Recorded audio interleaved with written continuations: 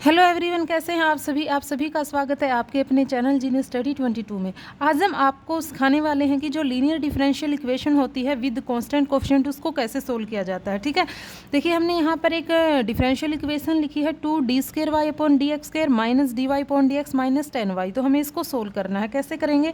जो पहला स्टेप है हमारा, हमें क्या करना है, जो dy/dx है इसको हमें पुट करना है कैपिटल D। ठीक है, तो यहाँ पर हम पुट कर देते हैं। यहाँ से हमें क्या मिलेगा, तो ये हो जाएगा 2d/dx को हमने क्या पुट किया है, d, तो d² अपॉन में dx² क्या हो जाएगा, कैपिटल D², और साथ में यहाँ पर क्या चल रहा है, y। क्लियर?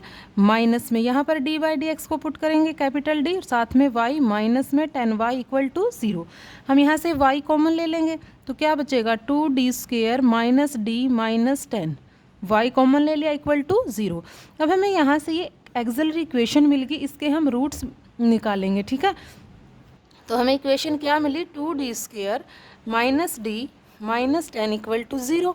ठीक है, तो by splitting the middle term हम इसके फैक्टर बना लेंगे। तो माइनस 10 की 2 से मल्टीप्लाई करेंगे -20। तो -20 के ऐसे फैक्टर्स होने चाहिए जिनकी मल्टीप्लाई करें तो -20 मिले, और जिनको सोल्व करने पर प्लस करने पर माइनस का 1 मिले। यहाँ क्या है, माइनस का 1 कॉन्स्टेंट है ना, -1। तो ये हो जाएगा माइनस का 5 प्लस का 4, -5 की 4 से मल्टीप्लाई करोगे -20, और माइनस का 5 और प्लस का 4 करोगे तो क्या मिलेगा, -1। ठीक है, तो यहाँ पर पुट कर दीजिए 2d² minus 5d plus 4d minus 10 equal to 0। यहाँ से कॉमन क्या आ रहा है हमारा, ओनली d, तो ये बच जाएगा 2d माइनस 5।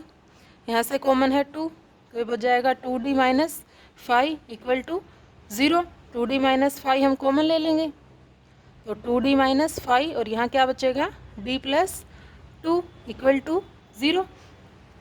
ठीक है, इसका मतलब दिस इक्वल टू 0 और दिस इक्वल टू 0, तो 2d माइनस 5 इक्वल टू 0 और d प्लस 2 इक्वल टू 0। तो यहाँ से d की वैल्यू क्या मिलेगी आपको, 5/2, और यहाँ से क्या मिलेगी, -2। अब इसके क्या हो गए, जो 2 है, जो डिस्टिंक्ट रूट्स मिल गए हमें, डिस्टिंक्ट है ना, अलग अलग रूट्स हैं। ठीक है, तो इससे हमें इक्वेशन कैसे बनानी है, इसका जो सोल्यूशन है वो कैसे निकलेगा, ये देख लीजिए आप। इसका जैसे हमें पता है सोल्यूशन कैसे निकालते हैं, y equal to c1 e की power m1x plus c2 e की पावर m2x। इसी तरीके से जहाँ तक भी जितने भी रूट्स होंगे, 2 है, 3 है, 4 है। ठीक है, तो cn e की पावर mnx। ठीक है, तो यहाँ पर m1 पहला रूट, m2 दूसरा, इसी तरीके से जितने भी रूट्स होंगे हम यहाँ पर वैल्यू पुट कर देंगे। तो इसका सोल्यूशन क्या बनेगा friends, y equal to c1 e की पावर, पहला जो रूट है वो क्या है, -2, तो यहाँ पुट कर देंगे हम -2x प्लस c2 e की पावर, दूसरा क्या है, 5/2x। Clear friends? तो ये इस क्वेश्चन का आंसर है। तो डिफरेंशियल इक्वेशन को इस तरीके से सोल्व किया जाता है। अभी हम इसके 3-4 टाइप करेंगे, वीडियो को स्किप मत करना। अगर अच्छी लगे तो प्लीज़ लाइक करना और चैनल को सब्सक्राइब ज़रूर कर लेना। देखिए नेक्स्ट क्वेश्चन किस टाइप से बनेगा हमारा। क्वेश्चन नंबर 2, क्वेश्चन गिवन है हमें d² upon dx² minus 6 dy upon dx plus 9y equal to 0। ठीक है, तो इसको हम कैसे सोल्व करेंगे। सबसे पहला काम तो हमें क्या करना है, हमें हर बार ऐसे लिख के भी नहीं दिखाना, जैसे ये है, इसको हम लिख देंगे d² minus 6 dy plus 9y equal to 0। तो एक्सिलरी इक्वेशन हमें क्या मिलेगी, यहाँ से y तो कॉमन ले लेंगे, ये हो जाएगी d² minus 6d plus 9 equal to 0। तो क्वाड्रेटिक इक्वेशन मिल गई हमें। अब बाय इसके हम फैक्टर बना लेंगे bye splitting the middle term. तो क्या बनेंगे, d² माइनस का 3d और माइनस का 3d, क्योंकि -3 और -3 -6 हो जाएगा, और -3 और -3 की जब हम मल्टीप्लाई करेंगे तो यहाँ तो 1 है, यहाँ 9, तो मल्टीप्लाई करेंगे तो -3 और -3 की पॉजिटिव हमें 9 मिलेगा। ठीक है, plus 9 equal to 0।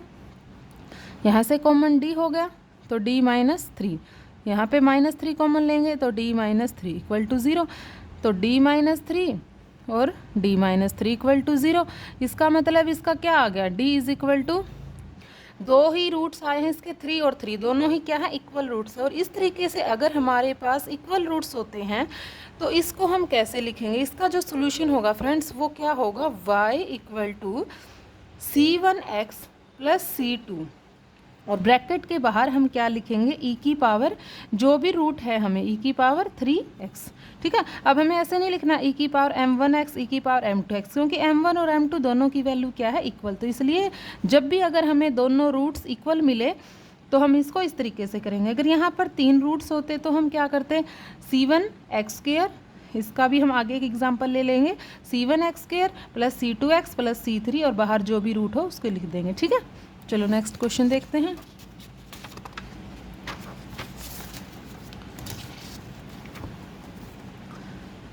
Third question देख लेते हैं। जैसे हमें गिवन है d³ अपॉन में dx³ plus 2d² upon dx² plus dy upon में dx इक्वल टू 0। ठीक है, तो इसको कैसे सोल्व करेंगे, सबसे पहला काम हमें क्या करना है, इसको हम लिख दिए, यहाँ से हमें एक्सिलरी इक्वेशन को हम डायरेक्ट लिख लेंगे। बार बार ऐसे नहीं लेंगे कि पहले हम इसको पुट करेंगे, y कॉमन लेंगे। ठीक है, हम इससे डायरेक्ट बनाना सीख जाएंगे। ठीक है, तो ये हो जाएगा d³ plus 2d² plus d, यही होगा इक्वल टू 0। यहाँ से d तो हम कॉमन ले लेंगे, तो d² plus 2d plus 1 equal to 0। ठीक है, तो यहाँ पर d इंटू में इसको हम bye splitting the middle term solve करेंगे, तो यह कितना हो जाएगा, d प्लस का 1 और d प्लस 1। ठीक है, इसके भी ऐसे ही फैक्टर बना लिए हमने, क्योंकि d प्लस 1 का होल स्क्वायर ही तो है ये, x² प्लस y² 1 का स्क्वायर 1 प्लस 2d। ठीक है, इक्वल टू 0।